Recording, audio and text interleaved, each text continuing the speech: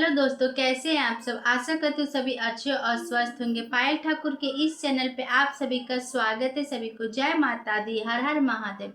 रोज की तरह मैं आप लोग के सामने बहुत ही प्यारा शिव चर्चा गीत लेकर आई हूँ। आप लोग इस गीत को सुनना, लाइक करना, कमेंट करना। अभी तक जो लोग मेरे चैनल को सब्सक्राइब नहीं किए वो मेरे चैनल को सब्सक्राइब कीजिएगा और गीत को अंत तक सुनिएगा। गीत आप सभी को कैसा लगता है कमेंट बॉक्स में जरूर बताइएगा। हर हर महादेव लिखना मत भूलिएगा। तो आइए हम आप लोग के सामने ये गीत शुरू करते हैं। धने धने होइले भावनावा, भावनावा के भाग जागले हो। धने धने होई है भावनावा, भावनावा के भाग जागले हो। कि आई है शिव गुरु चढ़ी के बसावा, मोरे घरवा शिव चर्चा होला हो। कि आई है शिव गुरु चढ़ी के बसावा, मोरे घरवा शिव चर्चा होला हो। धने धने होइले भावनावा, भावनावा के भाग जागल हो।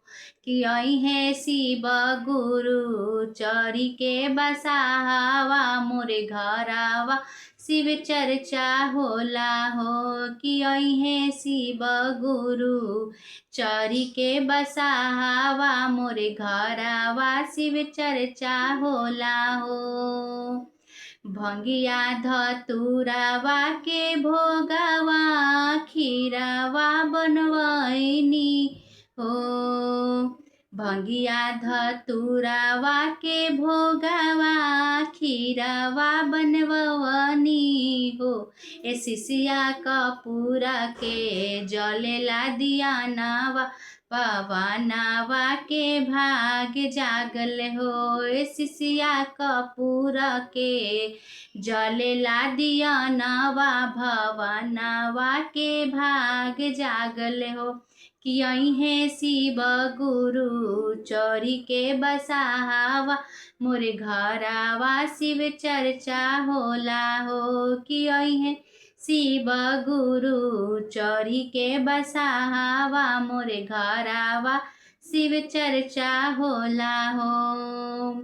सुन लिहा शिव गुरु अरजिया, नजरिया तोहर आस जोहे हो। सुन ली है शिव गुरु अरजिया, नजरिया तोहर आस जोहे हो। ए शिशिया घरवा परे बजला बजनवा, भवना वा के भाग जागल हो। शिशिया घरवा परे बजला बजनवा, भवनवा के भाग जागल हो। कि आई है शिव गुरु चढ़ी के बसावा, मोरे घरवा शिव चर्चा होला हो। कि आई है शिव गुरु चढ़ी के बसावा, मोरे घरवा शिव चर्चा होला हो। सुखी रहे ससुरा नैहरावा, यसरावा मोर पुराई दिहा हो। सुखी रहे ससुरा नैहरावा, यसरावा मोर पुराई दिहा हो। ए शिव गुरु हाथे जोड़ी करी हम नमनावा, भवनावा के भाग जागल हो। ए शिव गुरु हाथे जोड़ी करी हम नमनावा, भवनावा के भाग जागल हो। कि आई है शिव गुरु चढ़ी के बसावा, मोरे घरवा शिव चर्चा होला हो। कि आई है शिव गुरु चढ़ी के बसावा, मोरे घरवा शिव चर्चा होला हो।